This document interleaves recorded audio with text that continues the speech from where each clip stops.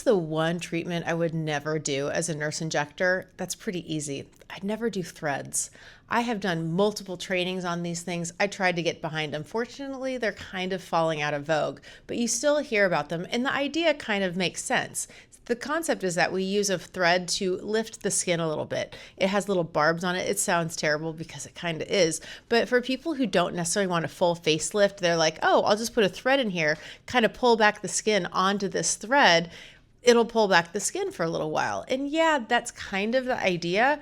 But here's the problem. One, it's pretty risky. We're using a pretty large needle and we're crossing a lot of tissue. That means that a lot of nerves, blood vessels, and whatnot are in the path that we're trying to, get this thing through.